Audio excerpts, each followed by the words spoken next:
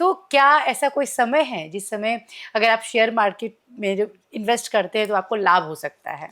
Share market में directly invest करने से 95% लोगों को नुकसान होता है। तो सबसे फास्टेस्ट ग्रोइंग इकोनॉमी है इंडिया। चित्रंजन जी, ये बताइए, अगर एसआईपी करते हैं अलग अलग एज पे, किसी कम उम्र में या थोड़ी सी ज्यादा उम्र में, तो क्या उसका बेनिफिट मिलता है? सस्ते में खरीदना और महंगा दुनिया का हर आदमी चाहता है, लेकिन हाँ। हर आदमी कर नहीं पाता है। अगर आपको सक्सेसफुल बनना है तो दुनिया में बहुत सारे सक्सेसफुल लोग हैं, बस उनको फॉलो कीजिए। अगर आपको अमीर बनना है तो दुनिया में बहुत सारे अमीर लोग हैं, उनको फॉलो कीजिए। कि लोन तो बड़ी आसानी से आजकल मिल जाता है, चाहे आप बोल सकते हैं गवर्नमेंट बैंक हो चाहे प्राइवेट बैंक हो, home loan, car loan. Loan से अच्छी कोई चीज नहीं होती। जब लड़कियां पैदा होती है तो माँ बाप की बड़ी समस्या शुरू रहती है, एक बोझ ही लोग मानते हैं, पता नहीं क्या ये चीज है कि इसकी पढ़ाई कैसे कराएंगे, इसकी शादी कैसे होगी। देखिए अस्मिता जी, बेटी होना बोझ नहीं है। मतलब बेटियां मैं कहता हूँ सौभाग्य लाती हैं। बचत के लिए जमीन, गोल्ड, बॉन्ड या एफडी, कहाँ पैसा लगाना चाहिए? चारों में से कहीं भी नहीं। करोड़पति कैसे बने आम आदमी? आपकी एज कितनी है इसके ऊपर डिपेंड करता है। अगर कम एज है हाँ। तो थोड़े पैसे में बन सकता है। रेगुलर इन्वेस्ट कीजिए, लंबे समय के लिए इन्वेस्ट कीजिए और सही जगह इन्वेस्ट कीजिए। जो जितना बड़ा बनना चाहता है, अगर अमीर बनना चाहता है तो उसको इन्वेस्टमेंट ज्यादा करना। आपका कोई सपना ऐसा सपना है जो किसी ने नहीं किया है, हाँ। तो आपको ज्यादा मेहनत करनी पड़ेगी। कहते हैं दुनिया में दूसरा सबसे अच्छा मैसेज है आई लव यू टू। कब तक लोगों को घर गाड़ी लेने से बचना चाहिए? जब तक वो सेटल ना हो जाए, जब स्टेबिलिटी हो जाए ना लाइफ में कि अब मुझे यहीं रहना है, घर तब लीजिए। 20,000 के इनकम वालों को पैसा बचाने के लिए क्या मंत्र देंगे आप? उनको महीने का 3 से 4 हजार बचाना चाहिए। अमाउंट ज्यादा तब होगा जब आप इनकम ज्यादा करेंगे तो आपका सेव करने के लिए ज्यादा अमाउंट होगा, या आप खर्चे कम करेंगे तो ज्यादा होगा। प्राइवेट सेक्टर्स में जो है जॉब की सिक्योरिटीज नहीं होती है, गवर्नमेंट में होती है। हर प्राइवेट नौकरी करने वाले आदमी को ये देखना चाहिए, सोचना चाहिए। कहते हैं कि पानी, पत्नी और पैसा जब तक होती है ना, हम उसकी कदर नहीं करते हैं।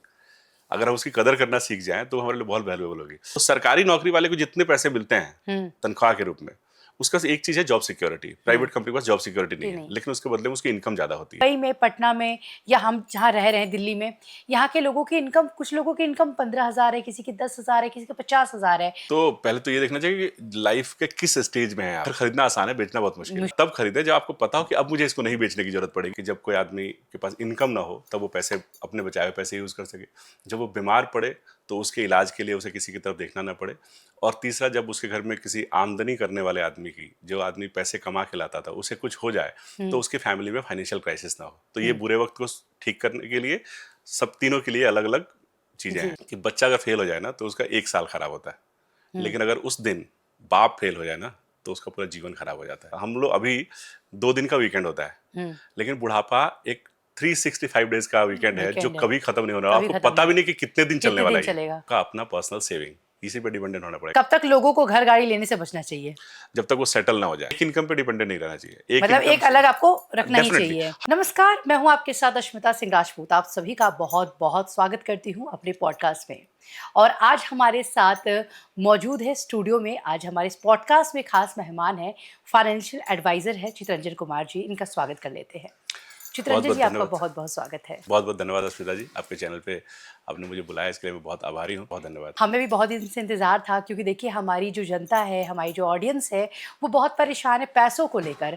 और मुझे लगा कि पैसों से जुड़ी बातें हों और आपसे ना की जाए तो फिर कैसा लगेगा। तो चलिए हम शुरू करते हैं। मध्यम वर्ग जो कि मिडिल क्लास फैमिली हमेशा से बीच में ही अटका हुआ रहा है। पैसा कमाना तो कला है, लेकिन पैसा सेविंग करना उससे बड़ी कला है। तो आप ये बताइए कि पैसा कैसे हम सेविंग कर सकते हैं, इसके बारे में कुछ टिप्स जो है आप हमारे दर्शकों को दीजिए। बहुत सिंपल सा अर्थशास्त्र है। आप 100 रुपए कमाते हैं और 100 रुपए खर्च करते हैं तो आपका सेविंग कितनी होगी? जीरो। अगर आप 100 रुपए कमाते हैं और 50 पे सेविंग चाहते हैं तो आपको खर्चे को 50 पे करना होगा। या अगर आपको खर्चे को कम नहीं करना चाहते हैं तो अपनी इनकम को 100 की जगह 150 करना होगा। तभी ये फर्क पैदा होगा। मतलब अगर आपको 50 पे सेविंग में चाहिए तो या तो आपके खर्चे कम हो जाए, 100 की जगह 50 हो जाए, या आपका इनकम 100 की जगह 150 हो जाए। तो या तो ज्यादा कमाने पे जोर देना चाहिए। अगर आपके जोर में नहीं है तो नौकरी पेशा आदमी रातों रात अपनी इनकम तो नहीं बढ़ा सकता है, तो वो अपने खर्चे कम कर सकता है। अगर खर्चे कम होंगे तो सेविंग होगी, फिर उस सेविंग से बहुत कुछ किया जा सकता है। मतलब आपकी बातों से ये लगा कि सेविंग बहुत जरूरी है। बिल्कुल जरूरी है। आदमी अमीर इसलिए नहीं बनता कि वो ज्यादा कमाता है। हाँ। अमीर आदमी बनता है अपने खर्चों की वजह से। वो कितने खर्च करता है, उसके इनकम और खर्च के बीच में गैप होगा तो वो अमीर बन जाएगा। फिर उस बचे हुए पैसे का क्या करना है वो सेकेंडरी चीज है। वो कहते हैं personal finance is more about personal, something about finance. मतलब फाइनेंस, पर्सनल फाइनेंस में फाइनेंस का रोल कम है, पर्सनल डिसीजन का रोल बहुत ज्यादा होता है। आप पर्सनली कैसे मैनेज करते हैं पैसों को। देखिए मिडिल क्लास की समस्या है, लेकिन सबसे बड़ी समस्या देखिए लोगों के साथ ये है कि कुछ पैसे इतने सेविंग होने चाहिए कि जो हम हमारे बुरे वक्त में काम आए, या फिर बुढ़ापे में जब रिटायरमेंट का टाइम हो उस समय वो पैसे काम आए। तो कुछ ऐसे टिप्स जो कि आप देना चाहेंगे ताकि हमारा बुढ़ापा भी जो है बहुत अच्छा गुजरे, साथ ही कह सकते हैं हमारे बुरे वक्त पे वो पैसे जो है काम आए। आपने बहुत अपने अपने क्वेश्चन में ही बहुत सारे सवालों के जवाब दे दिए हैं। देखिए, बुरा वक्त क्या होता है? बुरा वक्त होता है नौकरी का छूटना, मतलब इनकम का नहीं होना, ठीक है। उससे ज्यादा बुरा वक्त होता है बीमार पड़ना, और सबसे बुरा होता है किसी की मृत्यु, जो पैसा बिल्कुल कमा सही रहा है बात उसकी है जी। मृत्यु। तो ये लाइफ के सबसे बड़े रिस्क है, ये सबसे बड़ा बुरा वक्त है। तो आदमी पैसा इनके लिए बचाता है कि जब कोई आदमी के पास इनकम ना हो तब वो पैसे अपने बचाए हुए पैसे यूज कर सके। जब वो बीमार पड़े तो उसके इलाज के लिए उसे किसी की तरफ देखना ना पड़े। और तीसरा, जब उसके घर में किसी आमदनी करने वाले आदमी की, जो आदमी पैसे कमा के लाता था, उसे कुछ हो जाए तो उसकी फैमिली में फाइनेंशियल क्राइसिस ना हो। तो ये बुरे वक्त को ठीक करने के लिए सब तीनों के लिए अलग अलग चीजें जी। हैं। और अच्छा वक्त क्या है? आपने बोला रिटायरमेंट। तो अच्छा वक्त यह है कि अगर मैं आज, जैसे हम लोग इस उम्र में हैं, तो अच्छा वक्त यह है कि अपने परिवार को एक अच्छा जीवन दे सके, उनकी जो ज़रूरतें हैं, उनकी जो इच्छाएं हैं, उनकी जो ख्वाहिशें हैं, वो थोड़ी पूरी कर सके अच्छे तरीके से, बिना किसी एक्स्ट्रा लोड लिए। और उसके बाद जब मेरा बच्चा पढ़ने लायक हो, वो जिस स्कूल में पढ़ना चाहे, वो जो कोर्स करना चाहे, मेरे पास इतनी सफिशिएंट सेविंग हो, इतने पैसे हों कि मैं उसको पढ़ा सकूं। उसे उस दिन ये ना सोचना पड़े कि मेरे पिताजी के पास पैसे नहीं थे। तो कहते हैं कि बच्चा अगर फेल हो जाए ना तो उसका 1 साल खराब होता है, हम्म। लेकिन अगर उस दिन बाप फेल हो जाए ना तो उसका पूरा जीवन खराब हो जाता है। तो बच्चे की सेफ पढ़ाई के लिए पैसे होने चाहिए, और उसके बाद उसके करियर के लिए अगर आप कुछ हेल्प कर सके तो अच्छी बात है। बेटी है तो उसकी शादी, नॉर्मली हम हिंदू धर्म में हम लोग ये मानते हैं कि बेटी की शादी एक बहुत बड़ा कन्यादान एक बहुत बड़ी चीज़ है। तो अच्छे तरीके से कर पाए, मन माफिक कर पाए। और उसके बाद आता है रिटायरमेंट, एक ऐसी उम्र जहां आपका कमाई बंद हो जाता है लेकिन खर्चे अनवरत जारी रहते हैं। हम्म। बल्कि कई मामलों में तो आपके लाइफस्टाइल खर्चे कम हो जाते हैं, लेकिन मेडिकल एक्सपेंसेस बढ़ जाता है और सारी चीजें बढ़ जाती हैं। तो बुढ़ापे में आप वापस आके अपनी चीजों को ठीक नहीं कर सकते। बिल्कुल सही वहां बात है। कोई यू टर्न तो है नहीं। तो आपके पास इतने पैसे हों कि उसके बाद आपको पता नहीं कि, देखिए हम लोग अभी 2 दिन का वीकेंड होता है, हम्म। लेकिन बुढ़ापा एक 365 डेज का वीकेंड है जो वीकेंड है, कभी खत्म नहीं होना, कभी आपको खत्म पता नहीं भी हो, नहीं कि कितने दिन चलने कितने वाला दिन है ये। चलेगा। तो इसलिए आपको सेविंग होनी चाहिए। सेविंग होना चाहिए। देखिए, आपने बच्चों को लेकर बात की, बच्चों को लेकर बात अगर करते तो चलिए, अमीरों की तो कोई बात नहीं, उनके पास उतने पैसे होते हैं कि उनको बच्चों के प्लान को लेकर इतना सोचना नहीं पड़ता है। सोचना पड़ रहा है मिडिल क्लास फैमिली को। गरीब जो लोग हैं वो तो चलिए उनके साथ तो चीज़ें अलग चल रही हैं। जो मिडिल क्लास फैमिली है वो आजकल एक ही बच्चे पे टिक गई है, महँगाई की वज़ह से या बहुत सारी चीज़ें रही होंगी। तो उन्हें क्या करना चाहिए अगर वो सेकंड बेबी प्लान करते हैं, तो उन्हें क्या-क्या चीज़ें जो है दिमाग में रखकर चलनी चाहिए? देखिए, हमारा समाज एक अजीब से मोड़ पे है। आपको आप अगर पीछे जाएंगे थोड़ा सा 30-40 साल पहले, तो एक घर में 4-4 5-5 बच्चे होते थे, जी। ठीक है। 3-4 भाई, 3-4 बहनें। धीरे धीरे समाज बदला और हम दो हमारे दो कॉन्सेप्ट आया। तब घर में 2 बच्चे होते हैं, एक बेटा एक एक बेटी, या बेटी, 2 बेटा या 2 एक बेटी। फिर तीसरा करने की कोई हिम्मत नहीं जुड़ा था। हिम्मत आजकल ये एक पे आ गया है, जी। ठीक है। अब लोग दूसरा प्लान करने से भी 10 वर्ष पहले बिल्कुल सही सोचते बात हैं, है, हाँ। ठीक है। और आने वाला समय ऐसा लोग मान रहे हैं, मेट्रो सिटीज में खासकर, वो हम दो हमारे दो से ना डिंक पे आ रहा है, हुँ, dual income without kid, DIWK ऐसा करके कोई हुँ, वर्ड है, कि 2 लोग कमा रहे हैं। हस्बैंड, पहले हुँ, एक आदमी कमाता था घर हाँ, में, मतलब 20 लोग का परिवार होता था, सिर्फ एक आदमी एक कमाता आदमी था, कमाता था। और उसमें 14 बच्चे होते थे। हुँ, और उनका घर, मतलब हालांकि ठीक है, उस समय थोड़ी मुफलिसी होती थी, थोड़ी गरीबी होती थी, लेकिन फिर भी पल जाते थे लोग। और शायद उसी मुफलिसी की वजह से लोगों ने संघर्ष करना सीखा। हुँ, फिर जब 2 बच्चों का जमाना आया, तब थोड़ा उनको बहुत सुविधाएं मिलने लगी। एक बच्चे को तो बहुत ही सुविधा, हम तो लाडले की तरह हुँ, पालते हैं उसको, एक बच्चा अगर है किसी घर में तो अभी क्या है कि अब तब कमाने वाले बढ़ते गए और बच्चे कम होते गए। अभी हुँ, हस्बैंड वाइफ दोनों कमाते हैं हुँ, और बच्चा एक ही है। हुँ, और अब तो आने वाली जनरेशन लोग कहते हैं कि शादी भी नहीं करेंगे, हुँ, और शादी हो भी गई तो बच्चे नहीं करेंगे। हुँ, तो ये है, ये सामाजिक बदलाव का दौर है। बट हाँ, आपके पास, अगर आपके पास बच्चा, मतलब क्या, रेस्पॉन्सिबिलिटी। पहले बच्चे को लोग रेस्पॉन्सिबिलिटी नहीं मानते थे। पहले बच्चे को लोग, मतलब बच्चा मानते थे ईश्वर का दिया हुआ संतान है। बच्चा एक रिसोर्स था कि हुँ, बच्चा बड़ा होगा तो हाथ बटाएगा, हाँ, घर को समृद्धि की राह पे ले जाएगा। बुढ़ापे का लाठी बनेगा, हाँ, हाँ। इसीलिए लोग एक बच्चे की बजाय ए 3 बच्चे 3 बच्चे को करते प्रेफर थे। करते थे कि एक नहीं तो दूसरा काम आएगा, दूसरा नहीं हाँ, तो कि तीसरा एक काम अगर आएगा। नालायक होता है तो दूसरा अच्छा होगा। हाँ, आजकल रिलायबिलिटी कम हो गई है, तो लोग ये नहीं सोचते कि मेरा बच्चा ही मेरे बुढ़ापे का सहारा होगा। हाँ, इस केस में, ऐसे हुँ, समय में पर्सनल फाइनेंस और इंपॉर्टेंट हो जाता है कि हुँ, अगर आप बच्चे पे डिपेंडेंट नहीं है, हुँ, तो फिर आपको किसी पे तो डिपेंडेंट होना हुँ, पड़ेगा। और कौन है दूसरा? वो है फाइनेंस, फाइनेंस। आपका अपना पर्सनल सेविंग। इसी पे डिपेंडेंट होना पड़ेगा। तो अगर आप बच्चे लोग इसलिए नहीं कर रहे हैं क्योंकि रेस्पॉन्सिबिलिटी से भाग रहे हैं या रेस्पॉन्सिबिलिटी लेना नहीं चाहते हैं, तो अगर आप रेस्पॉन्सिबिलिटी, चलो बच्चा तो ऑप्शनल है, लेकिन आपका रिटायरमेंट तो ऑप्शनल नहीं है ना, तो बिल्कुल उसके सही तो बात बचाना है। ही पड़ेगा। बिल्कुल। नहीं देखिए, आपने बच्चे के बारे में बता दिया। अब जैसे कि हम सबकी एक आम समस्या है मिडिल क्लास फैमिली की, कि सब कुछ नॉर्मल चल रहा है ज़िंदगी में, पैसे आ रहे हैं, ठीक है, उतने आ रहे हैं कि हमारा काम चल जा रहा है। लेकिन महीने के अंत तक जो है, पैसे हाथ में बचते ही नहीं हैं। फिर लास्ट में क्या होता है, उधारी लेना पड़ता है, भाई यार हमें थोड़े पैसे दे दो उधार में, हम थोड़ा महीना काट लें। क्या करें ऐसा? तो मैं आपको बताऊं, एक मैंने प्रोग्राम देखा था डिस्कवरी चैनल पे। हुँ, मैंने ये बात कई जगह, कई प्लेटफॉर्म पे शेयर भी किया है। वो दांतों के ऊपर रिसर्च कर रहे थे, जानवरों के दांतों के ऊपर। तो उन्होंने 4 जानवर एक जगह रखे और 4 जानवर एक जगह रखे, और दोनों को बराबर बराबर का एक खेत जैसा रेंच दिया कि, और उसमें दोनों में मतलब 1-1 फुट का घास उगा हुआ था। तो देखा कि कैसे खा रहे हैं लोग, दांत पे रिसर्च कर रहे थे। तो जो एक एक जो 4 जानवरों का रेंज था वो घोड़ों का था। उनके दांत बहुत शार्प होते हैं। हुँ, तो जब घास होती है तो घास के ऊपर ऊपर जो बिल्कुल नई ताजी घास निकली होती है, जो पत्ती निकली होती है, वो उनको खाते थे और आगे बढ़ जाते थे। 4-5 दिन में उन्होंने खत्म किया, वापस आए तो 4-5 दिन में उतनी घास जितनी खाई थी उतनी वापस निकल गई थी। हुँ, तो वो फिर से उसको, तो हमेशा उनको ताजी घास मिल रही थी। हुँ, मतलब वो 4 दिन में खत्म करते थे, हुँ, वापस जब आते थे जहाँ से खाना शुरू किया था वहाँ वापस उतनी घास आ गई थी, खा गए।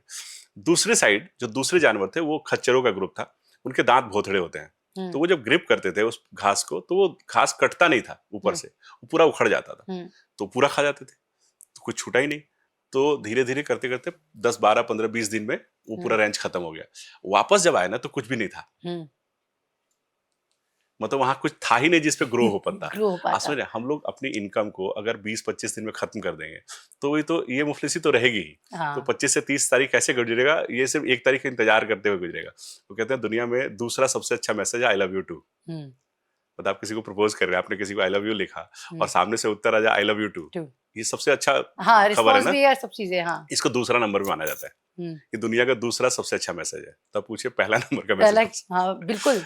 वो जो सैलरी क्रेडिट का मैसेज आता है ना। ओह हो! योर जिस बैंक दिन अकाउंट, आता है। वो your bank account credited this this this amount. ये दुनिया का सबसे अच्छा मैसेज है। तो आप इसका इंतजार करें, या आपके पास सेविंग पड़ी हो, थोड़ी बचत हो और तब वो आ जाए तो ये एड ऑन होगा ना। तो हुँ, अगर आपने महीने के लास्ट में आपने 1 लाख कमाया हुँ, और 70,000 खर्च किया, 30,000 बचा हुआ है, तो अगले महीने जब 1 लाख आएगा तो ये 1,30,000 होगा। तो आप शुरुआत 1 लाख से नहीं करेंगे, 1,30,000 से करेंगे। बिल वही अगर आपने 25 तारीख को खर्च कर दिया है, तो आप माइनस में हैं। 2, 4, 5, 10,000 आपने उधार ले लिया, तो माइनस 10,000 में ये थे। बैकलॉग वाली जो चीज़ें हैं ना, बहुत बहुत ज़्यादा आजकल तेज़ी से बढ़ रहा है ये चीज़ें, कि महीने के एंड में आपके पास पैसे खत्म हो जा रहे हैं, आप बैकलॉग पे चले जा रहे हैं। फिर अगला महीना शुरू हो रहा है, अकाउंट में क्रेडिट जैसे ही हो रहा है अमाउंट, सैलरी आपकी, जैसे माना आपने बताया 1 लाख रुपए, 1 लाख रुपए आते ही वो 70, क्योंकि आपके बहुत सारे बिल्स होते हैं, सारी ईएमआईज़ होती हैं, वो लोन्स होते हैं, सब उसी में निकल जाता है। इस पे हम बात करेंगे, लेकिन एक सवाल मेरे ज़हन में ये भी है कि देखिए, जब लड़कियाँ पैदा होती हैं, तो माँ-बाप की बड़ी समस्या शुरू रहती है। एक बोझ ही लोग मानते हैं, पता नहीं क्या ये चीज़ है कि इसकी पढ़ाई कैसे कराएँगे, इसकी शादी कैसे होगी? सबसे बड़ी समस्या पता है क्या होती है? शादी की, कैसे होगा, क्या होगा? तो मैं चाहती हूँ कि जो हमारे दर्शक हैं, जो लोग भी देख रहे हैं, उनको एक अच्छी सी टिप्स मिल जाए कि आपके घर में अगर बेटी होती है, तो आपको ये चीज़ें कर लेनी चाहिए पहले ही, ताकि आप आगे परेशान ना हों। देखिए अस्मिता जी, बेटी होना बोझ नहीं है। मतलब बेटियां, मैं कहता हूँ सौभाग्य लाती हैं, और बेटी को तो लक्ष्मी स्वरूप माना जाता है। तो बेटियों के लिए हाँ ये जरूरी है कि बेटी है तो जिम्मेवारी है। बेटी, जैसे लोग बोलते हैं ना, मेरी बेटी मेरा अभिमान, तो मेरी बेटी मेरा प्राइड, मेरी बेटी मेरी जिम्मेवारी भी है। तो उसकी पढ़ाई लिखाई, शादी तो बहुत दूर की बात हुई, वो तो बहुत देर से आनी हाँ, है। देर से। उसके पहले आएगा उसका एजुकेशन, हायर एजुकेशन, उसके पहले एजुकेशन, और उसके पहले उसकी प्राइमरी एजुकेशन। तो बेटी को भी आप बेटे की तरह अगर पालेंगे ना, बेटे की तरह पढ़ाएंगे, बेटे की तरह पालेंगे, तो उसको आपको बेटी फिर बोझ नहीं लगेगी। बिल्कुल। आप बेटी को घर में बचा के रखते हैं, उसको बाहर दुनिया से संपर्क ही नहीं रखने देंगे, तो कैसे, तो फिर तो बेटी बोझ हो ही जाएगी ना। हाँ।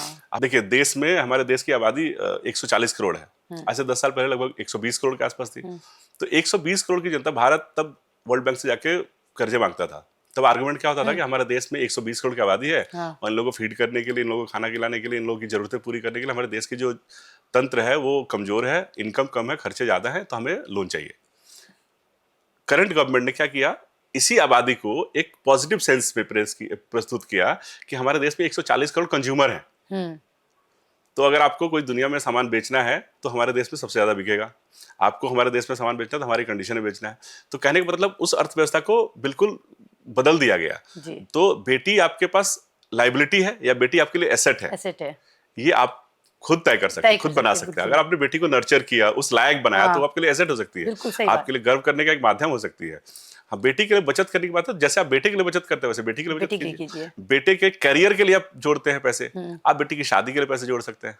जैसे आप बेटे को, आप एक मिडिल क्लास फैमिली चाहता है कि अपने बेटे को अच्छी नौकरी के लिए बीटेक कराए, अगर आप अपनी बेटी को भी बीटेक कराएंगे तो भी इंजीनियर बन जाएगी। सही सही है ना। अगर आप अपने बेटे के लिए एक दुकान खोल के देना चाहते हैं तो आप बेटी के लिए भी एक स्टूडियो खरीद के दे सकते हैं, उसके लिए कोई एक ऐसा करियर बना के दे सकते हैं जो उसको अपने पैर पर खड़े रखे। तो बेटी बोझ नहीं है। हम जिस ये सोच, हमारी सोच उसको बोझ बना सकती है। अगर हम सोचते हैं कि बोझ है तो बोझ है, हम सोचते हैं वो एसेट है तो एसेट है। बहुत अच्छी तो बेटी के लिए अलग से कुछ करने की जरूरत नहीं है, जैसा आप बेटे के लिए करते हैं वैसा बेटी के लिए कीजिए। बस एक सिंपल सा प्लान है कि अगर आप जो बेटी के लिए कर दे वही आपको बेटी के लिए भी करना है। बिल्कुल। बस अपने मन में आपको बोझ वाली फीलिंग नहीं रखनी है। नहीं, बिल्कुल नहीं रखनी चाहिए। चलिए, अब मैं थोड़ा यहाँ से आगे बढ़ती हूँ। ये बताइए कि प्राइवेट सेक्टर्स में जो है जॉब की सिक्योरिटीज़ नहीं होती है, गवर्नमेंट में होती है। तो क्या कुछ ऐसा करे कि हमारे जो प्राइवेट सेक्टर में हम काम भी कर रहे हैं तो चीज़ें हमारी सिक्योर रहे, हमारा इनकम सिक्योर रहे, सेव रहे, सेविंग अच्छी रहे? क्या करना पड़े इसके लिए, क्या करना चाहिए? जी, बहुत अच्छा सवाल है। और मुझे लगता है कि हर प्राइवेट नौकरी करने वाले आदमी को ये देखना चाहिए, सोचना चाहिए। देखिए, सरकारी नौकरी के लिए लोग कितनी मेहनत करते हैं। बिल्कुल। प्राइवेट नौकरी शायद उतनी मेहनत नहीं करनी पड़ती। भरोसा भी तो नहीं है प्राइवेट नौकरी का। हाँ, लेकिन अगर हम उतना ही दिल लगा के मेहनत करेंगे और वो नौकरी पाई होती ना प्राइवेट नौकरी, तो हम शायद कदर करते। कहते हैं कि पानी, पत्नी और पैसा जब तक होती है ना, हम उसकी कदर नहीं करते हैं। अगर हम उसकी कदर करना सीख जाएं तो हमारे लिए बहुत वैल्यूएबल होगी। एक प्राइवेट कंपनी में नौकरी करने वाले आदमी की सैलरी अगर 20,000 है ना, तो सेम स्केल पे सरकारी नौकरी करने वाले की सैलरी शायद 15,000 होगी शुरुआती। लेकिन उसके 15,000 की तनख्वाह से भी ना बहुत सारी चीजें कट रही होंगी। बहुत सी चीजें कटती है, ईपीएफ, बिल्कुल। जीपीएफ और पता नहीं क्या क्या चीजें कटता है। वेरिएबल बहुत सी चीजें कटती हैं। हाँ। तो वो जो पैसा कटता है उसके पहले सैलरी से कटने लगता है। जबकि प्राइवेट नौकरी करने वाला आदमी ये सोचता है कि मैं थोड़ा सेटल हो जाऊं तब बचाऊंगा पैसे। सबसे बड़ा जो फर्क आता है यहीं से आता है। तो सरकारी नौकरी वाले को जितने पैसे मिलते हैं तनख्वाह के रूप में, उसका एक चीज है जॉब सिक्योरिटी। प्राइवेट कंपनी के पास जॉब सिक्योरिटी नहीं है, लेकिन उसके बदले में उसकी इनकम ज्यादा होती है। ये आप माने या ना माने, मतलब ऐसा कहते हैं कि प्राइवेट वाले बहुत कमा सकते हैं लेकिन गवर्नमेंट वाले उतना नहीं कमा सकते हैं। ये हाँ, भी गवर्नमेंट की लिमिटेशन है ना। हाँ। उनका जो सैलरी पैकेज है उतना ही है, उनका स्लैब बना हुआ रहता हाँ, है। लेकिन प्राइवेट वो अपनी नौकरी छोड़ के बदल नहीं सकते हैं। नहीं बदल सकते। वो चाहे कितने भी टैलेंटेड हो, अगर चार लोग एक जगह नौकरी कर रहे हैं तो चारों की सैलरी बराबर होगी। सेम पे स्केल पे चारों की सैलरी बराबर होगी।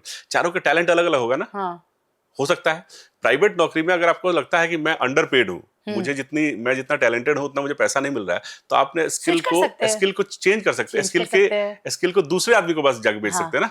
मतलब इस कंपनी में आपके स्किल की कदर नहीं हो रही तो अपनी इनकम बढ़ाना आपके हाथ में है, तो आप इनकम बढ़ा सकते हैं। फर्क कहाँ पैदा होता है? पैसे का लेकर फर्क कहाँ पैदा होता है? सरकारी नौकरी वाले को पहले दिन से पैसा कटता है उनके बुढ़ापे के लिए, उनके हेल्थ केयर के लिए, उनके आगे के लिए। प्राइवेट नौकरी वाला सोचता है जब मैं सेटल हो जाऊंगा तब बचाना। यही सबसे बड़ा फर्क है और यही अंतर डालता है उसके बुढ़ापे में, उसके हेल्थ केयर में। देखिए, पहले लोग एफडी करवाते थे सेविंग के लिए, अब ऑप्शन बहुत बढ़ गए हैं। तो एक अच्छे रिटर्न के लिए क्या कुछ प्लान करना चाहिए? ओके, तो इसको ऐसे समझते हैं कि एफडी फिक्स डिपॉजिट है। बैंक को आपने पैसा उधार दिया है रखने के लिए, उसके बदले बैंक आपको इंटरेस्ट देता है। तो आज की डेट में 6 से 7% का इंटरेस्ट रेट है।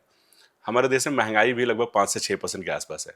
तो आपका पैसा जितना बढ़ता है उतनी महंगाई भी बढ़ रही है। मतलब अगर आपने आज 1 लाख रुपए रखा और 1 साल बाद ये 1,06,000 का मिलेगा ना, तो आज जो काम आप 1 लाख में कर सकते थे, अगले साल वो उस काम को भी 1,06,000 में होगा। तो आपने पैसे बचा के कुछ किया नहीं। ऊपर से एक और चीज है, उसके बीच में टैक्स। वो जो 1 लाख पे 6,000 कमाया आपने इंटरेस्ट के रूप में, उस 6,000 पे आपको टैक्स देना है। तो अगर आप 10% वाले स्लैब में है, 20 में है, 30 में है, जिस स्लैब में है उसमें से टैक्स निकाल दिया जाए। तो 6,000 पे अगर 30% वाले ब्रैकेट में है तो 1,800 रुपये निकाल दिया तो आपके पास आता है 4,200 रुपया।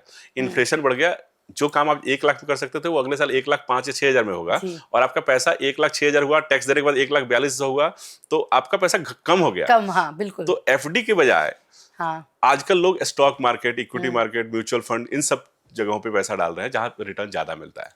देखिए, इन्वेस्टमेंट को लेकर अगर मैं बात करती हूँ तो प्राइवेट प्लेयर्स बहुत ज़्यादा आगे हैं, क्योंकि देखिए सरकारी थे तो सरकारी पे लोगों को फेथ रहता था, विश्वास रहता था कि अगर हम इस पे कुछ इन्वेस्ट करते हैं हमें पता है हमारा पैसा जो है बिल्कुल सुरक्षित है। लेकिन प्राइवेट प्लेयर्स के आने के बाद थोड़ा सा लोगों के मन में संशय है कि क्या हमें यहाँ इन्वेस्ट करना चाहिए या नहीं करना चाहिए। उसके बारे में बताइए, कितना सेफ है? तो देखिए, सरकार की लिमिटेशन है। सरकारी जगहों पे तो जो आप इन्वेस्टमेंट करेंगे या सरकारी जगहों पे नौकरियां, लोग कहते हैं नौकरी नहीं मिल रही सरकारी, उसकी तो सरकार की लिमिटेशन है। सब लोगों को सरकारी नौकरी नहीं मिल सकती ना। लेकिन प्राइवेट सेक्टर में भी बहुत ग्रोथ हो रही है। मैं आपको एक ब्रॉड लेवल पे दिखाता हूँ। अगर आप दुनिया का ग्लोब मतलब दुनिया का नक्शा देखें, ग्लोब को देखें तो पूरी दुनिया के जो मेजर इकोनॉमी है, टॉप 5 की बात करें तो सबसे ऊपर है अमेरिका, लगभग $30 ट्रिलियन की इकोनॉमी है। उसका आता है चाइना, लगभग $20 ट्रिलियन की इकोनॉमी है। तीसरे नंबर पे जर्मनी, लगभग 4.7 ट्रिलियन की इकोनॉमी है। और उसके बाद है चौथा नंबर पे इंडिया 4.19 ट्रिलियन की इकोनॉमी है। पांचवें नंबर पे जापान था, मतलब चौथे नंबर पे जापान था, उसकी भी लगभग इतनी है, अभी भी इंडिया ने उसको सरपास किया है। तो इसका मतलब क्या है कि दुनिया के ग्लोब में अमेरिका सबसे बड़ा देश है जो इकोनॉमिक, चाइना, और तीसरे नंबर पर जर्मनी और चौथे नंबर पर इंडिया। अब ये देखना कि कौन कितनी तेजी से ग्रो कर रहा है। मतलब आप ऐसे समझिए कि अब 4 कार है, चारों कार में अलग अलग लोग बैठे हैं। अब अमेरिका की जो जीडीपी ग्रोथ है वो 1.6% है, ठीक है, बड़ा साइज है, लेकिन उसका ग्रोथ जो है 1.6% है। चाइना का जो ग्रोथ है वो लगभग 4 से लेकर 5% सालाना है। जर्मनी का ग्रोथ लगभग 1.5 है और इंडिया का ग्रोथ 6 से 7% है। तो आप बताइए कौन तेजी से बढ़ रहा है? इंडिया है ना।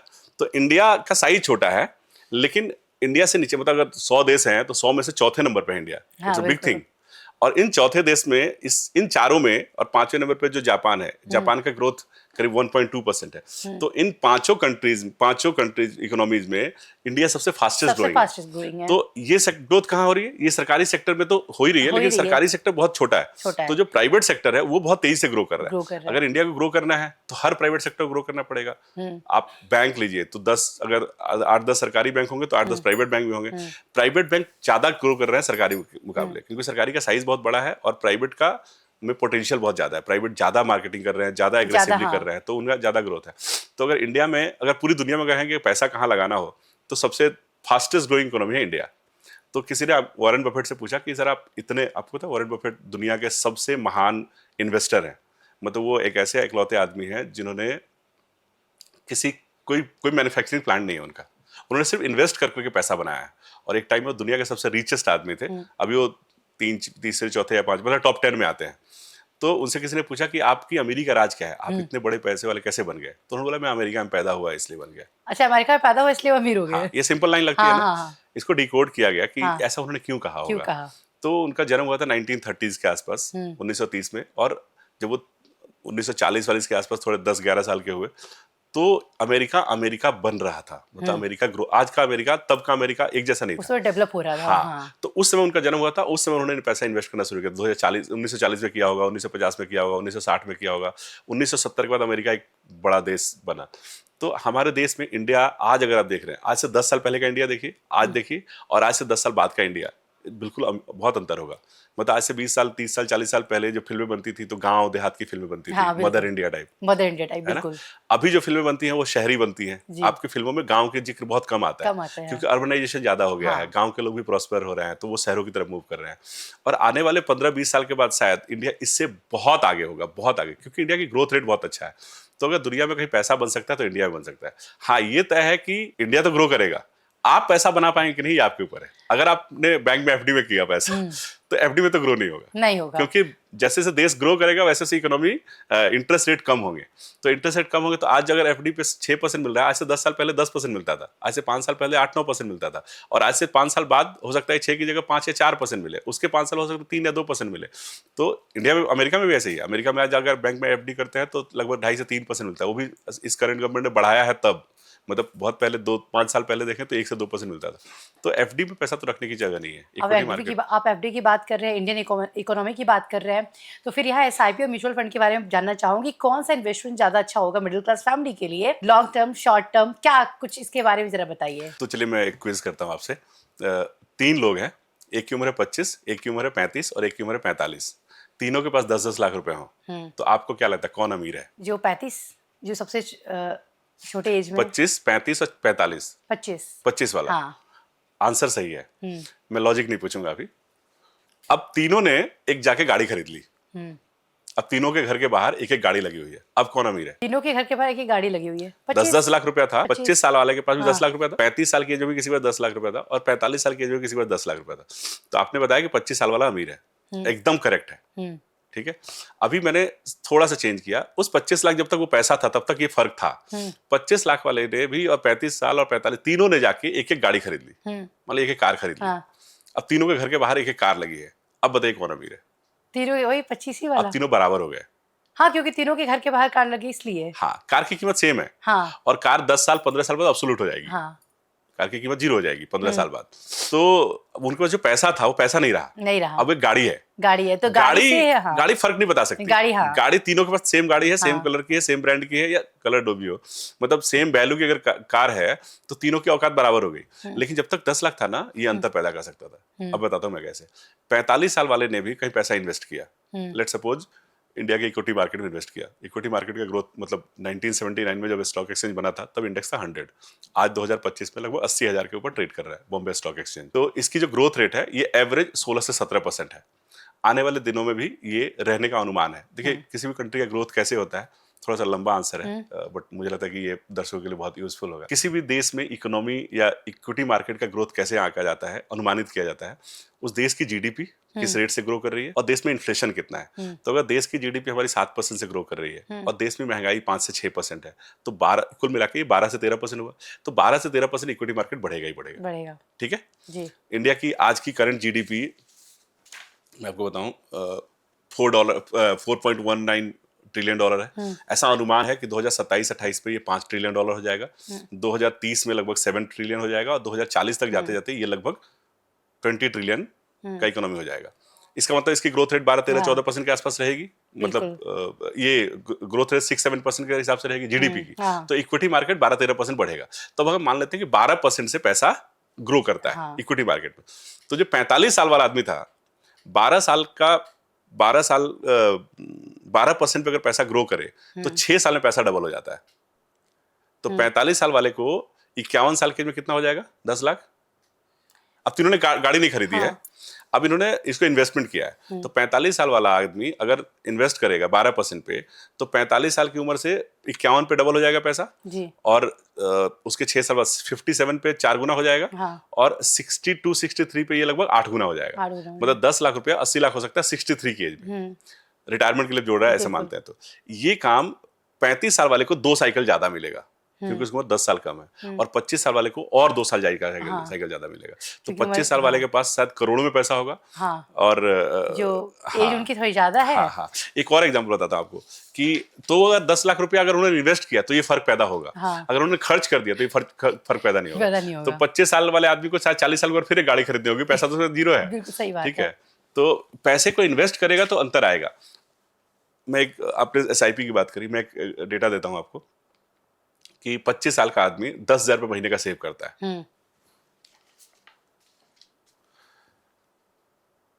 25 साल वाले को बाद में करते हैं, पहले 45 साल वाले करते हैं। 45 साल वाला आदमी, या इसको ऐसे रोकते हैं, आप क्वेश्चन पूछिए SIP करें अलग अलग एज पे तो कैसा फर्क पड़ेगा।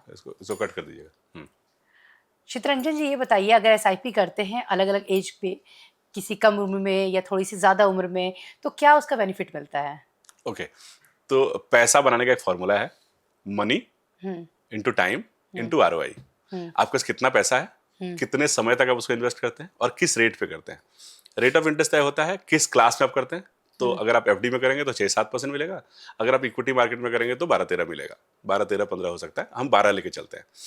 तो पैसा बराबर है आपके पास जी, ROI बराबर है, ये दोनों तो आप अंतर नहीं पैदा कर रहे हैं। आप 10,000 ही महीने, मान लीजिए एक एग्जांपल लेते हैं कि 10,000 रुपये महीना डाल रहा है कोई आदमी, और 12% के रेट पे डाल रहा है। अब उसकी एज कम है तो वो लंबे समय तक सेव कर पाएगा, बिल्कुल लॉन्ग टर्म उसका होगा। हाँ, और अगर किसी की एज ज्यादा है तो वो कम समय तक कर पाएगा। तो एक एग्जांपल के रूप में लेते हैं कि एक 25 साल का आदमी, एक 35 साल का आदमी, एक 45 साल का आदमी। 45 साल का आदमी अगर महीने का 10,000 रुपये सेव करता है तो 60 साल की उम्र तक मान लीजिए रिटायरमेंट तक सेव करता है, तो 15 साल है उसके पास, 180 महीने, 180 महीने तक अगर 10,000 रुपये पर मंथ सेव करता है तो वो लगभग 18 लाख रुपये बचाएगा। बताइए, ठीक है, और उस 18 लाख की कीमत 15वें साल 47 लाख होगी। ठीक है, it's make a decent amount. But जब उसने दूसरे वाले ने जिससे 35 के शुरू किया था, उसने 35 साल से लेकर 60 साल तक बचाया, उसने 25 साल बचाया, 300 महीना, उसने 30 लाख रुपये बचाया। उस 30 लाख की कीमत की वैल्यू 12% के रेट से 1.7 करोड़ होगी, 1,70,00,000 होगी। 45 साल वाले कितनी थी? ये 18 लाख बचाया था और 47 लाख हुआ था। और 35 साल वाले ने 30 लाख बचाया, 12 लाख ज्यादा बचाया, लेकिन उसकी वैल्यू थी 1,70,00,000, उससे लगभग 1,20,00,000 ज्यादा। और 25 साल से अगर ये काम 25 साल के नौजवान ने किसी ये काम शुरू किया होगा 25 साल की उम्र से, तो वो 10,000 महीने का बचाएगा, तो वो लगभग 420 मंथ तक 35 साल तक बचाएगा। तो उसके पास लगभग उसकी जो सेविंग होगी वो 42 लाख होगी। 42 लाख, ठीक है, 30 लाख की जगह 42 लाख होगा। लेकिन उसका वो जो 35 साल वाले का पैसा बना था 1,70,00,000, पता है इसका पास कितना बनेगा? कितना? 5,51,00,000। क्योंकि समय बहुत ज्यादा है। हाँ, पैसे का फर्क सिर्फ 12 लाख का है, हाँ, उसके प्रिंसिपल का, लेकिन टाइम 10 साल ज्यादा है। जी जी। तो पैसा बहुत मल्टीप्लाई होता है। अगर इसको डिकोड करें हम, मैं आपको एक स्टेट देता हूं। पहले 5 साल में जो 25 साल वाला आदमी था, पहले 5 साल में जो पैसा बचाता है, पैसा एसआईपी में कैसे बनता है? लोगों को लगता है एसआईपी में ज्यादा अच्छे फंड में या ज्यादा अच्छा रिटर्न मिलने से पैसा बनता है। नहीं, पैसा बनता है ज्यादा टाइम की वजह से। 25 जितना लॉन्ग टर्म होगा, हाँ, उतने आप मतलब आपके लिए फायदेमंद होने वाला है। तो किसी ने किसी भी एज से शुरू किया, पहले 5 साल में 10,000 महीने का सेव करता है, पहले 5 साल में वो 6 लाख बचाता है। उस 6 लाख की वैल्यू लगभग 8,11,000 होती है 12% रेट से। सेम रेट ऑफ इंटरेस्ट से 10 साल में उसका खुद का प्रिंसिपल हो जाता है 12 लाख और उसकी वैल्यू बन जाती है 22 लाख। ठीक है जी, 10 लाख का अंतर आया गेन का। अगले 5 साल में मतलब 15वें साल उसका सेविंग होता है 18 लाख और उसके पैसे की वैल्यू हो जाती है 47 लाख। 47 लाख, लगभग 30 लाख का डिफरेंस आ जाता है उसके प्रिंसिपल और उसके ग्रोथ में।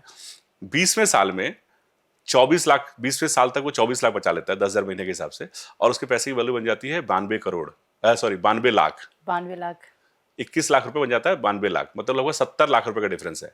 70 लाख गेन है और 24 लाख बन जाते हैं, लगभग 67 लाख का डिफरेंस है। 25 साल में अगर 10,000 महीने सेव करता है, 25 साल तक सेव करता है, तो उसका पैसा बन जाता है 30 लाख। मतलब उसने खुद सेव किया 30 लाख और ये पैसा बन जाता है 1,70,00,000। इसमें 1,40,00,000 गेन है। और अगर वो 5 साल और कंटिन्यू करता है, लोग कहेंगे यार 30 साल बाद पैसे बचा करेंगे क्या?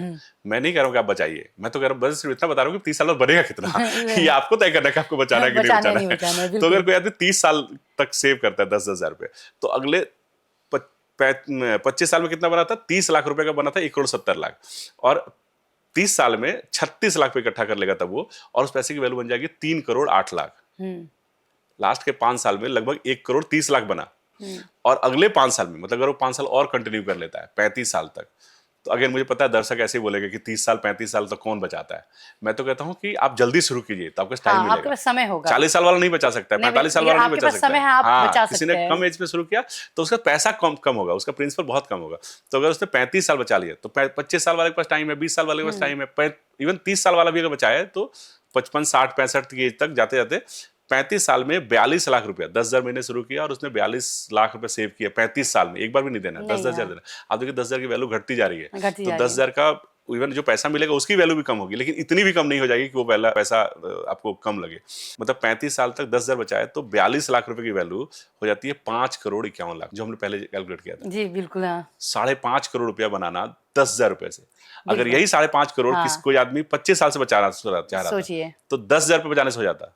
एक और आपको डेटा देता हूँ, ये बहुत इंटरेस्टिंग डेटा है कि 5.5 करोड़ रुपए बनाना है। मैंने कहा कि 25 साल से शुरू करोगे, 10,000 रुपये सेव करोगे तो आपको 5.5 करोड़ बन जाएगा। अगर ये काम आपने 25 में नहीं किया, आप 5.5 करोड़ ही बनाना चाहते हैं और 30 की उम्र से शुरू किया, तो पता है आपको कितना बचाना पड़ेगा हर महीने? कितना? 18,000 बस। और अगर आप ये काम 25 पे नहीं, 30 पे नहीं किया, 35 से शुरू किया तो पता कितना बचाना पड़ेगा आपको? लगभग 30,000, 32,000 पर मंथ बचाना पड़ेगा आपको। आप बताइए 10,000 बचाना आसान था पूरी जिंदगी 10,000, या 25 से ना बचा के 35 से आपने शुरू किया और हर महीने आप 32,000 बचा रहे, कौन सा आसान है? जो कम है ना? हाँ। उस समय लोग शुरू नहीं करते हैं, उस समय लोग लगता है लॉन्ग टर्म बड़ा चीज होता है। हालांकि लोग डरते भी बहुत हैं कि मतलब ऐसा ना हो कि मैं पैसा इन्वेस्ट कर रहा हूँ या पैसा सेविंग भी कर रहा हूँ, कल के डेट में डूब जाता है तो फिर मेरा क्या होगा, मेरे पैसे तो डूब जाएंगे। इसको भी लेकर बातें उठती हैं। तो ये बहुत अच्छा सवाल है और ये इसका जानना चाहिए आंसर कि पैसा आपका कितना सुरक्षित है। म्यूचुअल फंड में पैसा कैसे सुरक्षित है? तो पहले बताओ कि म्यूचुअल फंड क्या है। म्यूचुअल फंड का मैकेनिज्म समझना होगा कि म्यूचुअल फंड कैसे काम करता है, तो आपको समझ आ जाएगा कि पैसा मेरा कितना रिस्क है। म्यूचुअल फंड एक ट्रस्ट है, ठीक है, ये ट्रस्ट के फॉर्म में काम करता है। एक कंपनी, जैसे मान लीजिए कोई XYZ company, HDFC mutual fund, आपने HDFC म्यूचुअल फंड में पैसा लगाया तो HDFC म्यूचुअल फंड इसको मैनेज करती है। HDFC म्यूचुअल फंड में इसमें तीन कंपोनेंट है। एक है HDFC म्यूचुअल फंड जो बनाती है कि हम कहाँ पैसा लगाएंगे। मान लीजिए HDFC म्यूचुअल फंड का एक फंड निकला, मिड कैप अपॉर्चुनिटी फंड या लार्ज कैप फंड या कोई भी XYZ फंड, तो ये HDFC म्यूचुअल फंड की एक बॉडी है जो ये इसको मैनेज करेगी, फंड कैसे लगाना है क्या करना है। लेकिन ये कैसे मैनेज करेगी, इसके लिए एक होगा ट्रस्टी जो इसकी देखरेख करेगा, जो अप्रूवल देगा। ये इसके लोग नहीं होंगे, ये अलग के लोग होंगे। और इसके साथ होगा एक कस्टोडियन। कस्टोडियन के पास पैसा रहेगा, पब्लिक जो पैसा देती है वो कस्टोडियन के पास रहता है। अब कस्टोडियन एचडीएफसी म्यूचुअल फंड का एचडीएफसी बैंक नहीं होगा, ये कोई और होगा, या तो कोटक बैंक होगा या आईसीआईसी बैंक होगा या कोई और। तो आपने जो पैसा दिया, एक आम आदमी ने, आपने 10,000 दिया, इन्होंने 10,000 दिया, मैंने 10,000 दिया, ऐसे करके उसके बाद 10,000 करोड़ इकट्ठा हुआ। वो 10,000 करोड़ पैसा होगा कस्टोडियन के पास। बेनिफिट जो ट्रस्टी है उसकी अप्रूवल से एचडीएफसी म्यूचुअल फंड कहेगी हम ये स्टॉक खरीदना चाहते हैं। तो जैसे ही पैसा इकट्ठा होता है उसके अगले 24 घंटे के अंदर, अगला जो भी बिजनेस डे होता है, वर्किंग डे होता है, उस दिन उसको स्टॉक में एलोकेट कर दिया जाता है। मतलब या तो उसके परचेज कर लिया जाता है या उसको जहां भी डिप्लॉय करना है कर दिया जाता है। तो अब आपके पास एचडीएफसी म्यूचुअल फंड पैसा नहीं है, नहीं, सिर्फ यूनिट है, कितने कंपनी, किस कंपनी का इतना शेयर। और रोज शाम को 10 बजे, मतलब 3:30 बजे मार्केट बंद होता है, 7-8 बजे तक हिसाब किताब लग जाता है कि हमने कितना पैसा लगाया और कितना पैसा बन गया। उसको एनएवी में डिक्लेयर किया जाता है। एनएवी होता है नेट एसेट वैल्यू। मतलब आपने 10 पे लगाए थे, उस 10 पे क्या वैल्यू हो गई। अगर मार्केट आज गिरा है तो 10 पे की वैल्यू 9 रुपए 90 पैसे हो गई या 9 रुपए 80 पैसे हो गई। अगर मार्केट बढ़ गया तो इसकी वैल्यू 10 पे 10 पैसे हो गई या 10 पे 20 पैसे हो गई। ये रात को 10 बजे अपडेट कर दिया जाता है साइट पे। तो आप कोई भी देख सकता है कि मैंने जो आज लगाया था पैसा, हालांकि म्यूचुअल फंड में ये 3 दिन बाद आप पैसा देते हैं, वहां तक पहुंचता है और परचेज होता है, फिर यूनिट मिलता है। ये प्रोसेस थोड़ा प्रोसेस लंबा हो जाता है, 3 दिन का होता है, ट्रांजेक्शन प्लस 2 डेज। हाँ। तो जिस दिन आप ट्रांजेक्ट करते हैं उसके 2 वर्किंग डे के बाद आपको यूनिट मिल जाता है और दिखने लगता है कि मेरा पैसा कितना हुआ। उसका हर रोज चेक कर सकते हैं कि इसके पैसे की वैल्यू कितनी हो गई। लोग इन्वेस्ट करते हैं सुबह और शाम को देखने लगते हैं इसीलिए उनको पता नहीं चल पाता है। तो ये जो यूनिट में, तो अगर कोई कंपनी एचडीएफसी म्यूचुअल फंड कहे कि मैं काम नहीं करना चाहती, तो आपका, अगर ये एचडीएफसी म्यूचुअल फंड बैकआउट करती है तो इसका पैसा था ही नहीं, ये सिर्फ ऑपरेट कर रही थी। आपका पैसा कहाँ था? या तो रिलायंस के स्टॉक में था, आईसीआईसी के स्टॉक में था, कंपनियों के स्टॉक में था। तो ये जब काम करना बंद करना चाहेगी तो कोई दूसरी कंपनी इसको टेक ओवर करेगी। सेबी है पीछे, ये रेगुलेटर है। रेगुलेटर एचडीएफसी म्यूचुअल फंड बोलेगी सेबी को कि हम ये काम नहीं करना चाहते। जैसे बहुत पीछे भी हुआ है, जैसे रिलायंस म्यूचुअल फंड हुआ करता था, उन्होंने कहा कि हम अपना काम बंद करना चाहते हैं, तो निपॉन ने इसका अधिग्रहण कर लिया। तो निपॉन अब टेक ओवर कर रही है। अब वो सारे म्यूचुअल फंड के नाम जो रिलायंस म्यूचुअल फंड होते थे, अब वो निपॉन म्यूचुअल फंड हो गए। तो आपका पैसा म्यूचुअल फंड में, इस मतलब आपने बैंक पे एफडी किया है ना, तो आपका सारा पैसा बैंक के पास है। कल बैंक नहीं खुला तो आपका रिस्क है, आपका सारा पैसा गया। हाँ, लेकिन आपने म्यूचुअल फंड में डाला है ना, 2-4 कंपनी डूब भी गई ना, तो फिर आपका पैसा नहीं डूबा, क्योंकि आपके 100 रुपए को 50 कंपनी में डाला गया है। हाँ, 2 कंपनी डूब भी गई तो 48 कंपनी बची हुई है। हाँ, और बहुत सेफ है पैसा, मतलब म्यूचुअल फंड से ज्यादा सेफ नहीं है, ट्रांसपेरेंसी बहुत ज्यादा है। तो शेयर मार्केट के लिए क्या कहेंगे फिर? शेयर मार्केट रिस्की है। रिस्की है ना? हाँ, आप कहेंगे शेयर मार्केट म्यूचुअल फंड तो लगभग एक जैसी है, तो फिर रिस्की कैसे है? मैं बताता हूँ। शेयर मार्केट में आप किसी कंपनी का शेयर खरीदते हैं, हाँ, तो वो कंपनी डूब गई तो आपका पैसा डूब गया। अब पैसा डूब जाएगा। हालांकि मतलब इतना आसान नहीं है सब चीज होना, लेकिन उस कंपनी के उतार चढ़ाव से आपके पैसे का फर्क पड़ेगा। म्यूचुअल फंड में आप किसी म्यूचुअल फंड को जो पैसा देते हैं, तो म्यूचुअल फंड एक जगह पैसा नहीं डालता, किसी एक कंपनी में नहीं पैसा डालता, वो 40-50 कंपनियों में पैसा डालता है, 2-2%, 3-3%। तो अगर कोई 1-2 बंद भी हो जाए तो कोई क्या फर्क पड़ना है? तो म्यूचुअल लेकिन शेयर मार्केट में फर्क पड़ता है। शेयर मार्केट में या दुनिया में कभी पैसा कैसे बनता है? आप कोई चीज 100 रुपए में खरीदे और 110 में बेचें, मतलब जो परचेज प्राइस है उससे आपका सेलिंग प्राइस ज्यादा होगा, तो जो डिफरेंस ऑफ जो मार्जिन अमाउंट होगा वो आपका प्रॉफिट है। बिल्कुल, हाँ। तो शेयर खरीदते समय ये देखना होता है कि अब मैं शेयर सस्ते में खरीदूं और महंगे में बेचूं, बिल्कुल यही है सही ना, बात है। सिंपल लॉजिक है। तो सस्ते में खरीदना और महंगे, दुनिया का हर आदमी चाहता है, लेकिन हर आदमी कर नहीं पाता है। उस जब खरीदता है उसका तो गिर जाता है। हाँ, ये होता है। हमारे देश में इक्विटी मार्केट ऐसे करता है, हमको टिप मिलती है यहाँ पे, हमको इन्फॉर्मेशन मिलती है कि ये शेयर बढ़ने वाला है, तब हम यहाँ सुनते हैं, हम एक्ट नहीं करते हैं। जब वो यहाँ से बढ़ के यहाँ हो जाता है तो हमें लगता है कि यार खरीदना चाहिए था, ये तो बढ़ गया, तब हम एक्शन में आते हैं कि खरीदना चाहिए। तब भी खरीदते नहीं है, रुकते हैं अभी। जब ये यहाँ पहुंच जाता है तो हम खरीद लेते हैं। फिर ये यहाँ पे आ जाता है, फिर हम निराशा में आते हैं, यार मेरा तो स्टॉक नीचे हो गया, तब भी हम कुछ करते नहीं है। फिर जब यहाँ आता है तब बेच के निकल जाते हैं। बस यही देख रही हूँ मैं शेयर मार्केट को लेकर। हालांकि देखिए मेरे फैमिली मेंबर्स में कई लोग हैं जो कि शेयर मार्केट में इन्वेस्ट करते हैं, तो आज तो खुश होकर उन्होंने ले लिया। मैं 2-4 महीने के अंदर भी देखती हूँ यार मैं तो बट कम में बेच रहा हूँ या बेच रही हूँ, क्योंकि यार मार्केट तो पूरा गिरा हुआ है। तो क्या ऐसा कोई समय है जिस समय अगर आप शेयर मार्केट में जो इन्वेस्ट करते हैं तो आपको लाभ हो सकता है? शेयर मार्केट में डायरेक्टली इन्वेस्ट करने से 95% लोगों को नुकसान होता है। तो मैं साफ तौर पे ये बोल दूं कि जो हमारी जनता है वो ना ही खरीदे शेयर मार्केट से। नहीं, अगर आप एक्सपर्ट नहीं है तो नहीं खरीदना चाहिए, मतलब रिस्क नहीं लेना चाहिए। हाँ, देखिए बताता हूँ, एक बताता हूँ। नीरज चोपड़ा ने फर्स्ट गोल्ड मेडल जीता जैवलिन में। उसके पहले ना हिंदुस्तान में कोई जेवलिन का सुपरस्टार नहीं था, कोई ऐसा नहीं था जिसने गोल्ड मेडल जीता। तो नीरज चोपड़ा को ना पहली बार बहुत मेहनत करनी पड़ी होगी, क्योंकि उसको कोई उन्होंने किसी विदेश के किसी एथलीट को देखा होगा और उसको फॉलो किया होगा, लेकिन सब कोई तो नहीं कर सकता। तो आपका कोई सपना ऐसा सपना है जो किसी ने नहीं किया है, तो आपको ज्यादा मेहनत करनी पड़ेगी, ज्यादा रिसर्च करना पड़ेगा। लेकिन अगर आपका सपना ऐसा है, अब आपको अगर जेवलिन में गोल्ड मेडल जीतना है ना, तो आपका नीरज चोपड़ा जैसा एग्जाम्पल है, आपको उनको फॉलो करना है। तो मैं आपको एक और एग्जाम्पल देता हूँ कि एक सवाल है, एक डेजर्ट है, एक रेगिस्तान टाइप की जगह है और आपको बहुत तेज प्यास लगी है, आप रेगिस्तान में भटक गए हैं और चले जा रहे हैं, आपको प्यास लगी है। अचानक से आपको कुछ दूर पे एक हैंडपंप दिखता है, एक थोड़ी सी हरियाली वाली जगह है और वहां पे हैंडपंप है, वहां एक बाल्टी है, बाल्टी में पानी रखा हुआ है। गांव के लोग हैंडपंप को जानते होंगे, शहर के लोग शायद इतना नहीं, जानते हैं। हैंडपंप हाँ बहुत लोग जानते भी हैं। तो हैंडपंप में क्या होता है कि जब पानी, चापाकल बोलते हैं शायद। हाँ हाँ, हाँ। जब पानी बहुत नीचे होता है तो कई जगह पे हैंडपंप का पानी सूख जाता है, तो वहां पानी डाल के उसको स्टार्ट किया जाता है। ठीक है, स्टार्ट अगर थोड़ा एक दो मग पानी डालेंगे और उसको हैंडपंप चलाएंगे तो 3-4 बार चलाने के बाद वो पानी आ जाता है। तो वो आदमी है, प्यासा है और उसको हैंडपंप दिखता है। हैंडपंप दिखता है तो वो सोचता है कि मैं वहां जाऊं, लेकिन वहां जाने से पहले कुछ 100 मीटर पहले एक तख्ती लगी हुई है, एक बोर्ड लगा हुआ है कि यहाँ ना माइंस बिछे हुए हैं। यहाँ से उस हैंडपंप के पास जाने तक जो रेत है, उस रेत के नीचे माइंस दबे हुए हैं, तो आप ब्लास्ट कर सकते हैं। तो आप कैसे जाएंगे? माइंस लगे हुए हैं। हाँ, तो आप जाएंगे, आपको उधर पानी है, 100 मीटर के बाद एक हैंडपंप है जहाँ पे पानी है, लेकिन 100 मीटर के बीच में जो रेत है वहां पे जगह जगह माइंस लगे और वो दिख नहीं रहा है आपको, तो आप रिस्क लेंगे? बिल्कुल नहीं, नहीं लेते हैं। नहीं लेंगे। ये होता है, आपका सपना ऐसा है जो आप अचीव करना चाहते हैं जिसका कोई रास्ता नहीं पता है। मैं इसका एक एग्जांपल आपको बताता हूँ, एक एग्जांपल के रूप में इसका आंसर देता हूँ कि आपको कोई चीज अचीव करनी है, तो अगर किसी आदमी ने पहले से अचीव किया हुआ है तो आपके लिए रास्ता आसान हो जाता है, आप उस रोल मॉडल को फॉलो कर सकते हैं। अगर आपका सपना ऐसा है जो किसी ने नहीं किया है तो आपको राह खुद बनानी पड़ेगी, आपको कुछ रास्ता खुद ही बनाना इनोवेट पड़ता है, करना बिल्कुल। पड़ेगा। तो अगर आपको सक्सेसफुल बनना है तो दुनिया में बहुत सारे सक्सेसफुल लोग हैं, बस उनको फॉलो कीजिए। अगर आपको अमीर बनना है तो दुनिया में बहुत सारे अमीर लोग हैं, उनको फॉलो कीजिए। तो मैं कहता हूं कि स्टॉक मार्केट से आप शायद अमीर बने या ना बने, क्योंकि आप जो स्टॉक खरीद रहे हैं वो बहुत लोगों ने खरीदा होगा। स्टॉक मार्केट पे क्या होता है, एक आदमी खरीदता है, एक आदमी बेचता है। आप शेयर, मतलब शेयर फ्लोटेड है, जो शेयर आप खरीदना चाहते हैं वो कोई आदमी शेयर बेचना चाहता है, तभी आप खरीद रहे हैं। कंपनी नहीं बेच रही है, कोई बेच रहा है और वो आप खरीद रहे हैं। तो जो बेच रहा है उसको लगता है कि ये शेयर का प्राइस ठीक ठाक हो गया, अब इसको बेच देना चाहिए। आप एट द सेम टाइम आप सोचते हैं कि ये शेयर में बहुत पोटेंशियल है, ये खरीद लेना चाहिए। तो शेयर पे हो सकता है पैसा बना या ना बने, म्यूचुअल फंड में पैसा जरूर बनेगा, क्योंकि म्यूचुअल फंड में पैसा किसी एक्सपर्ट को देते हैं, वो डिप्लॉय करता है पैसा। तो मैं तो ये मानता हूं कि दुनिया का बेस्ट धनुर्धर अर्जुन थे।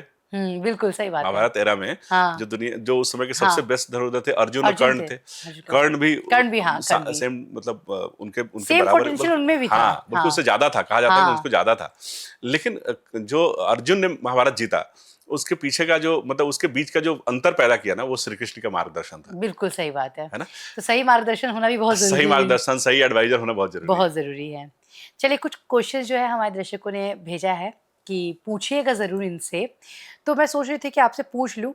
सबसे पहले ये बताइए, मेरे भी जहन में सवाल है कि लोन तो बड़ी आसानी से आजकल मिल जाता है, चाहे आप बोल सकते हैं गवर्नमेंट बैंक हो चाहे प्राइवेट बैंक हो, होम लोन, कार लोन, बहुत सी पर्सनल लोन।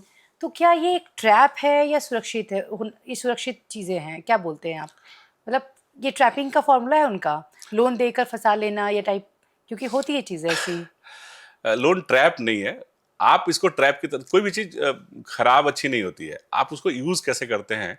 मैं इसको बताऊं कि आपके घर में एक चाकू है, तो आपके हाथ में है तो वो टूल है, आप उसे कुछ काट सकती हैं, किचन का सामान काम करती हैं। वही किसी क्रिमिनल के हाथ में है तो वो उसके लिए हथियार है, और बच्चे के हाथ में है तो पता नहीं वो क्या कर लेगा, वो खुद सोचता है उसका खुद का ही नुकसान कर ले। तो आप उसको यूज कैसे करती हैं उस पर डिपेंड करता है। लोन से अच्छी कोई चीज नहीं हो सकती। आपको घर खरीदना है और आपके पास पैसे नहीं है, और आपको कोई एक इंस्टीट्यूशन है जो लोन दे रहा है कि आप घर खरीद लीजिए, अगर आपका सपना ही घर खरीदने का है तो ये तो पूरा हो सकता है ना। जो घर आप 20 साल बाद खरीदने वाले थे, उसको आप आज आपने ले लिया और उसके बदले में छोटे छोटे टुकड़े करके उसको 20 साल में चुका दिया, तो लोन तो बहुत अच्छा चीज है। लेकिन आप लोग उस लोन को यूज गलत तरीके से करते हैं, या गलत तरीके से करने से बचें।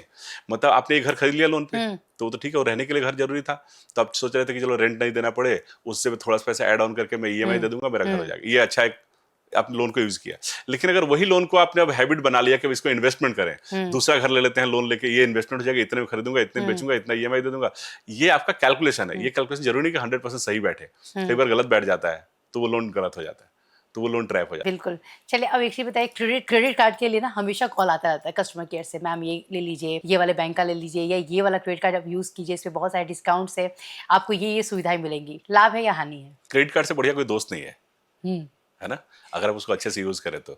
आप कहीं ऐसी जगह है जहाँ पे आपके पास पैसे नहीं है और आपको जरूरी कोई चीज खरीदनी है, हॉस्पिटल का बिल चुकाना है या कहीं कोई ऐसी चीज, तो आपके पास क्रेडिट कार्ड है, उससे कोई दोस्त हो सकता है क्या? मतलब बिना किसी पेपर फॉर्मेलिटी का, आपका क्रेडिट कार्ड है तब तो वो आपको 50,000 1 लाख रुपए तक की सहूलियत देता है। किसी दोस्त से मांगेगा तो 4 बार सोचेगा, 4 लोगों को मांगेगा तो एक आदमी हाँ बोलेगा। तो क्रेडिट कार्ड बहुत अच्छा है, आप उसको सही तरीके से यूज़ करें तो उससे अच्छा कोई बात नहीं है। लेकिन आपने क्रेडिट कार्ड लिया और फिर उसका मिनिमम बैलेंस पे किया तो जो बचे हुए पैसे पे लगभग 3% मंथली का इंटरेस्ट देना पड़ता है, साल का वो ज्यादा 36%। लगता है, वो ज्यादा लगता है बहुत कि ज्यादा हम- है, हाँ बहुत ज्यादा है। आप 3 साल में जो पैसा कमाएंगे हाँ इंटरेस्ट अगर अच्छी जगह इन्वेस्ट करके, हाँ वो आप 1 साल में दे देंगे उनको। तो आप जितना कमा रहे हैं, मैं कह रहा हूँ बैंक में 6% का इंटरेस्ट रेट आपको मिलता है, म्यूचुअल फंड डालेंगे तो 12-14% इंटरेस्ट मिलेगा, मतलब गेन होगा, और आप 36% किसी को इंटरेस्ट दें तो समझदारी नहीं है ना। तो आप इससे तो माइनस में होते चले जाएंगे। तो मतलब आपको क्रेडिट कार्ड लो आराम से, क्रेडिट लेकिन कार्ड जिसको चाहिए उसको मिलता नहीं है। हाँ जिसका बहुत है उसको मिल जाता है। हाँ, मुझे तो हमेशा कॉल आता रहता है कस्टमर केयर हाँ, से तो कि आप आपका ले लीजिए, 2-4 क्रेडिट कार्ड होगा तो आपका फोन आता होगा। हाँ आता ही रहता है। जिसको चाहिए वो लेना चाहे तो उसको नहीं मिलेगा। आप नहीं क्रेडिट कार्ड अप्लाई करके देखिए, आपको नहीं हाँ मिलता है। या जो क्रेडिट कार्ड आपको चाहिए वो आप अप्लाई करेंगे तो नहीं मिलेगा, लेकिन क्रेडिट कार्ड वाला फोन बहुत आता है। तो फोन आना मतलब देखिए, फोन आएगा कब, जब उसको जरूरत होगी। जिस दिन आपको जरूरत होगी उस दिन फोन नहीं नहीं आएगा, आएगा, ये भी उस दिन है। आप फोन करेंगे। हाँ हाँ कि भाई हमें चाहिए, हाँ, दे दीजिए। नहीं लेना चाहिए। मतलब ऐसे आपकी जरूरत है तो बैंक जाके हाँ अप्लाई ले कीजिए और ले लीजिए, अदरवाइज लीजिए। नहीं लेना, हाँ, आपकी कोशिश करना जरूरत नहीं चाहिए है। अवॉइड करें, है ना। एक क्रेडिट कार्ड होना चाहिए जिससे आप अपने बिल्स का उसका, अगर क्रेडिट कार्ड को कोई अच्छे से यूज करें ना तो बहुत मतलब अच्छी मतलब चीज है। फायदेमंद मतलब भी देखो है, जब उसमें लॉयल्टी पॉइंट्स मिलता है, कई जगह आप रेस्टोरेंट में जाते हैं तो डिस्काउंट्स डिस्काउंट भी मिलता होती है। हैं चीजें। हाँ हाँ, लेकिन आप खर्च करेंगे तभी डिस्काउंट मिलेगा। हाँ ये भी है, ठीक है, बिना खर्च के तो डिस्काउंट नहीं 2 होगा। तरह का खर्च होता है। एक होता है जरूरी खर्चे, जैसे हाँ आपके बिल्स पे करना, आपको बिजली का बिल पे हाँ करना है, फोन का बिल पे करना है, इंश्योरेंस का प्रीमियम पे करना है, तो उन सब के पेमेंट पे आपको लॉयल्टी मिला तो ये तो अलग बात है। हाँ आप अब उल्टा हो गया, आप पॉइंट लेने के लिए आप अमेजन पे शॉपिंग कर रहे हैं, बताइए। तो ये गलत हो गया। ये तो गलत ये है। अच्छा और बुरा, वही क्रेडिट कार्ड यहाँ अच्छा है हाँ जब तक आप यूटिलिटी बिल पे कर रहे हैं, और जब ये शॉपिंग हाँ करने लगे तो ये खराब बन गया। चितरंजन जी, आप हमारे इस पॉडकास्ट में आए, बहुत अच्छा लगा, और लोगों को इतनी सारी आपने जानकारी दी जो उनके लिए बहुत फ़ायदेमंद होने वाली है। तो जो लोग भी इस पूरे पॉडकास्ट को देखने वाले हैं, मैं बहुत ही कॉन्फिडेंस के साथ बोल सकती हूँ कि उनको ये पॉडकास्ट बहुत पसंद आएगा, और आपके जितने भी मंत्र हैं, जितने भी आपने लोगों को चीज़ें बताई हैं, एडवाइस किया है, वो ज़रूर से फॉलो करेंगे। बहुत बहुत धन्यवाद आपका। Thank you so much Asmita ji, thank you so much. आप सभी का बहुत बहुत आभार।